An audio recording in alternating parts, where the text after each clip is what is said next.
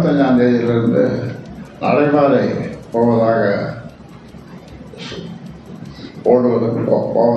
சொல்லப்பட்டிருக்கிறது. அதற்கு டிஜிபியிடம் நாங்கள் புகார் மனு கொடுத்திருக்கிறோம். நடவடிக்கை எடுப்பதற்கு இதனால் நாட்டில் வட தமிழ்நாட்டில் சட்டம் ஒழுங்கு பாதிக்கப்படக்கூடிய சூழல் இருப்பதால் காவல்துறை இதில் அதிக கவனம் எடுத்துக்கொண்டு அதை தடை செய்ய வேண்டும் என்று கேட்டுக்கொள்கின்றேன். பாமக நிறுவனர் ராமதாஸ் செய்தியாளர்களை சந்தித்திருக்கிறார். இது குறித்த விவரங்களுடன் செய்தியாளர் கோகுல் இணைந்திருக்கிறார். கோகுல், அவர் என்ன பேசியிருக்கிறார் விரிவாக பதிவு செய்யலாம்.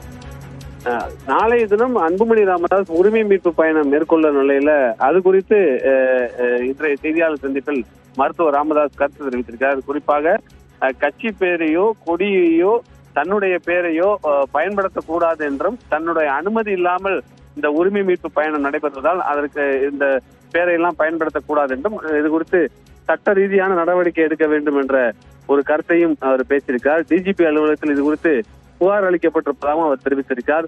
குறிப்பாக அவர் முக்கியமாக ஒரு கருத்து, வட மாவட்டங்கள்ல இந்த உரிமை மீட்பு பயணத்தால் சட்ட ஒழுங்கு பிரச்சனை ஏற்படுவதற்கு வாய்ப்பு இருக்கிறது. குறிப்பாக இருதரப்பு அன்புமணி ராமதாஸ் மற்றும் மருத்துவர் ராமதாஸ் என்று இரு தரப்பாக பாமகவில் இருக்கக்கூடிய நிலையில நிர்வாகிகள் மோதிக்கொள்வதற்கான வாய்ப்பு இருக்கிறது. அதனால் சட்ட ஒழுங்கு பிரச்சனை ஏற்பட வாய்ப்பு இருக்கிறது. வட மாவட்டங்கள்ல இது போன்ற பிரச்சனைகள் ஏற்பட வாய்ப்பு இருப்பதால் இந்த உரிமை மீட்பு நடைபயணத்துக்கு அனுமதி வழங்கக்கூடாது என்ற ஒரு புகாரையும் டிஜிபி அலுவலகத்துல தெரிவிக்கப்பட்டிருக்கிறது. அந்த புகார் அளிக்கப்பட்டிருக்கக்கூடிய நிலையில அதே கருத்தை மருத்துவர் ராமதாஸ் இன்றைய செய்தியாளர் சந்திப்பிலையும் அவர் பேசியிருப்பது ஒரு முக்கியத்துவம் வாய்ந்ததாக பார்க்கப்படுகிறது.